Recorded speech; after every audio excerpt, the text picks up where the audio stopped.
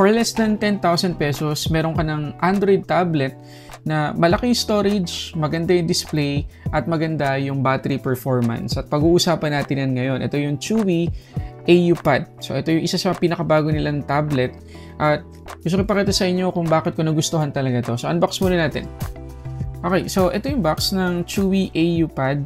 Ang presyo nito ngayon sa Lazada ay 8,990 pesos lang. So, less than 10,000 pesos compared sa ibang mga tablet ngayon na pwede nating mabili sa mas popular na brand. For example, yung Realme Pad na 4GB lang yung physical RAM, 64GB lang yung internal storage ay 14,990 pesos. Sobrang layo sa presyo at specs ng Chewy AUPad. So, gusto ko ipakita sa inyo kung bakit mas sulit to compared sa ibang mga Android tablet ngayon. So, again, ito yung box. Brown lang siya. Napaka eco-friendly na itsura. So, pag open natin, ang una natin makikita agad-agad ay yung ating AUPad na nakabalat sa plastic. So, disclaimer lang, binili ko lang to sa box kasi pagdating ay ginamit ko na agad-agad. So, ito siya. Ayan. Unibody, metal unibody design. Okay, yung kanyang design. Ganda. Napaka-premium naman na itsura. Hindi siya mukhang cheap, alam niyo yun. Hindi plastic yung likod. So, napaka-premium naman ng itsura out of the box. Okay, so tabi muna natin yung ating AUPad. Tingnan natin yung ibang maliliit na box. So, unahin natin to. Meron tayo ditong, itong kanyang charging brick na 10 watts. Ayan, USB-A yung port. Meron tayong USB-A to USB-C cable. Okay. Tapos meron pa tayong mas malaking box dito na ang laman ay SIM ejector pin. Ayan, SIM ejector pin. And then meron tayong warranty card at user manual na sobrang kapal, guys. Tapos may iba pang documentation dito. And then sa ilalim ng box, ito yung isa sa mga nagustuhan ko dito sa Chewy kasi hindi nila tinipid kahit na less than 10,000 to. Meron ng kasamang case. Yan. Jelly case, guys. At frosted siya. Kaya nagustuhan ko talaga compared sa mga transparent na halatang-halata kapag nanilaw. Okay? Tapos protected yung ating camera bump. So, na-turn na natin yung ating AUPad. So, una nating pag-usapan ay yung kanyang design. So, kagaya na sinabi ko kanina, metal unibody yung design nito. So, hindi plastic, hindi cheap yung itsura niya. Tapos, nandito yung ating camera na 13 megapixels. Tapos, 4G LTE na to, guys. So, mamaya buksan natin yung kanyang SIM tray. Tapos, pag tinignan natin yung mga gilid, meron tayo dito. Ito yung kanyang SIM tray. Tapos, dalawang speakers. Tapos, yung ating USB-C port. Kapag tinignan pa natin dito sa kabilang side, meron tayo ulit dalawang speaker. So, quad speakers yung meron tayo dito sa Chewy AUPad. At para sa ganyang presyo, nakakabilib, guys, na 4 na speaker pa yung inilagay nila dito. Kasi for less than 10,000 pesos, kahit dual speakers, acceptable na para sa akin na. Pero 4 speakers yung inilagay nila dito. Tapos ang maganda pa rito, guys, sa AUPad ay compatible siya hindi lang sa 2.4 GHz Wi-Fi connection, pati na rin sa 5 GHz Wi-Fi connection. And again, para sa ganyang presyo, nakakabilib na pwede ito sa 5 GHz na Wi-Fi. Ito yung SIM tray niya, hybrid. So, pwede tayong maglagay dito ng isang micro SD card na up to 512 GB at isang nano SIM. Okay naman, kung gusto nating dalawang SIM card, pwede din. So, overall, guys, pagdating sa design nitong AUPad, nagustuhan ko talaga siya. Tapos, 493 grams lang na magaan siya. Magaan siya compared sa ibang mga Android tablets ngayon. At dahil sa design niya na hindi ganun kalapad kapag naka-portrait mode, mas madaling mag-type dito.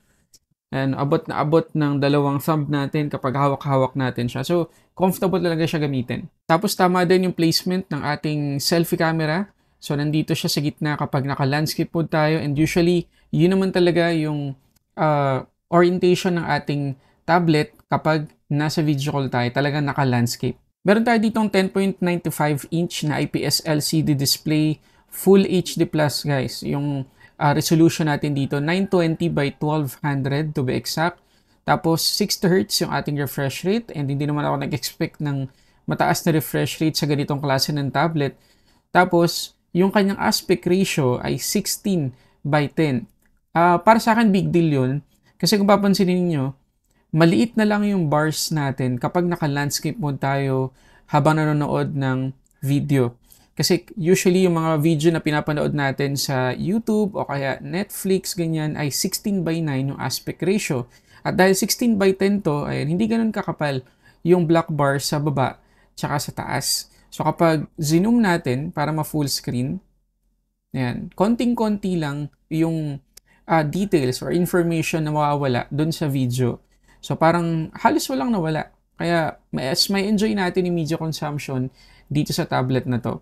At speaking of Netflix, tingnan natin kung ilan yung kanyang Widevine security level. Tingnan nyo naman, level 1 yung kanyang Widevine security at Full HD yung ating max playback resolution.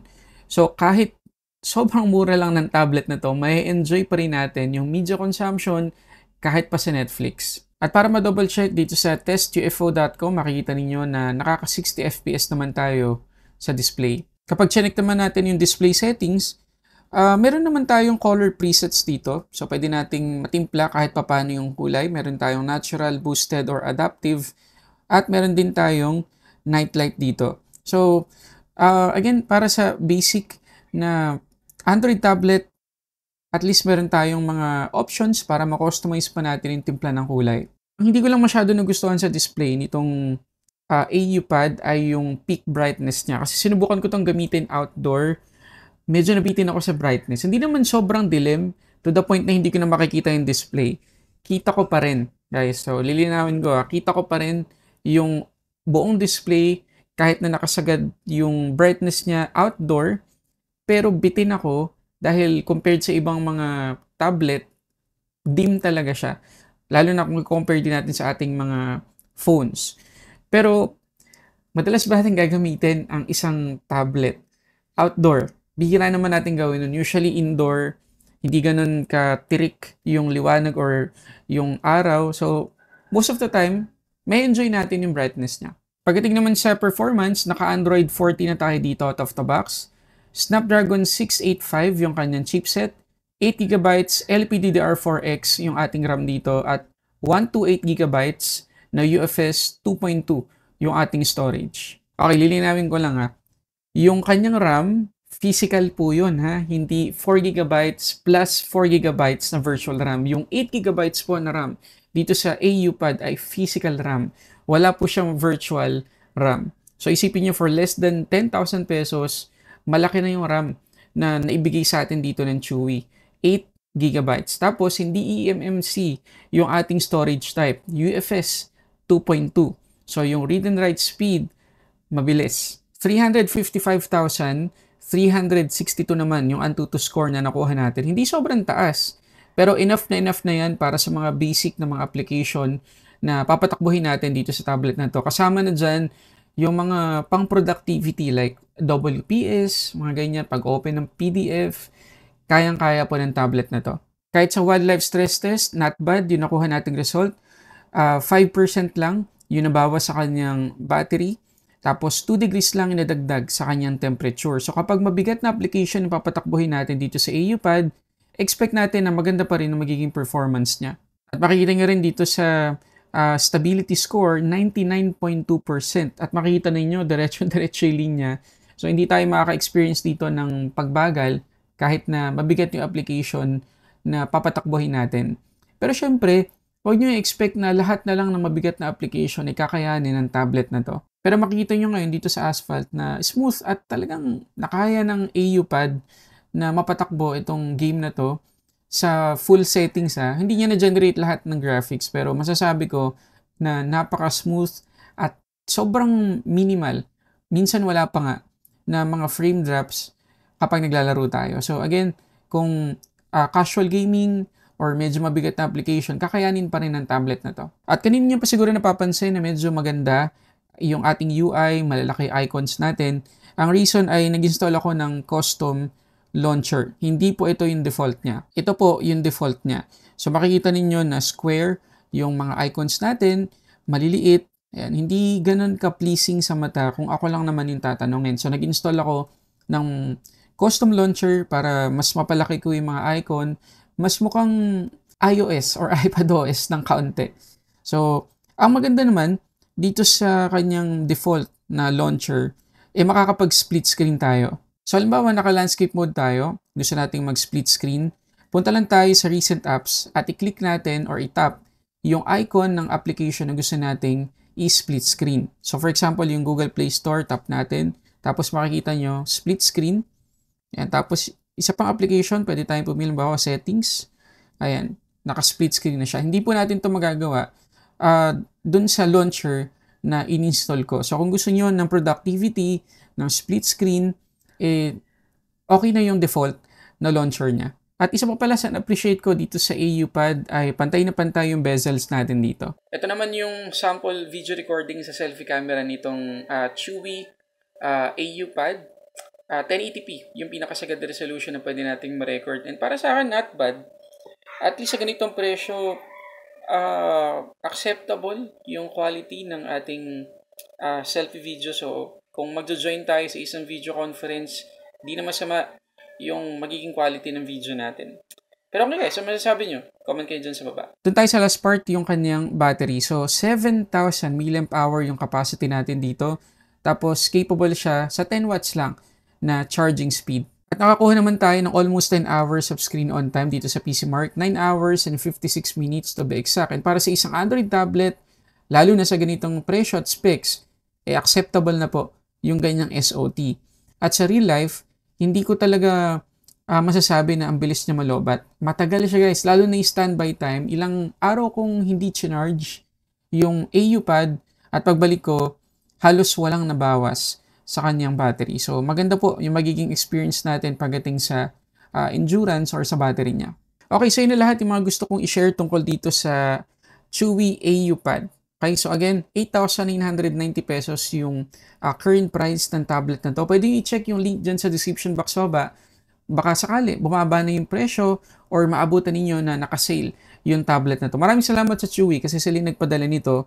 However, talaga tinesting ko siyang mabuti kung may recommend ko ba sa inyo. Kasi alam kong marami sa inyo yung naghahanap ng budget-friendly Android tablet.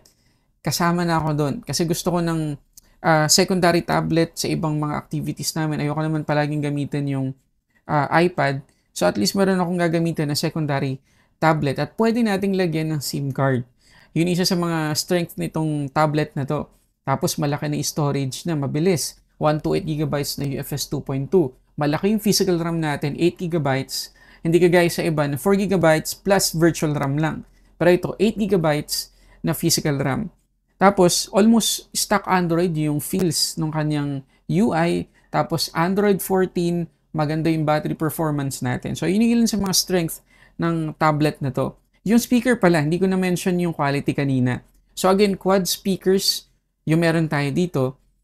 Malakas siya, guys. Hindi ako nabitin sa max volume. Pero, pagdating sa quality, dahil hindi naman to Dolby Atmos, JBL, wag natin expect na napaka crispy ng tunog. Kaya medyo sabog na siya kapag tinodo natin. Pero hindi ako nabitin sa max volume. And again, para sa ganitong presyo, okay na yun. Kasi hindi naman siya sobrang mahal. At bumawi naman siya sa ibang aspect. At kahit na 60Hz lang yung refresh rate natin dito, level 1, yung Widevine security natin. So, may enjoy natin yung video consumption natin. So, anong masasabi nyo guys dito sa tablet na to? Para sa akin, sulit siya. Lalo na't meron siyang screen protector out of the box, tapos meron pang case. So talagang gagamitin mo na lang. Hindi ka na bibili ng separate na mga accessories kapag binili mo siya.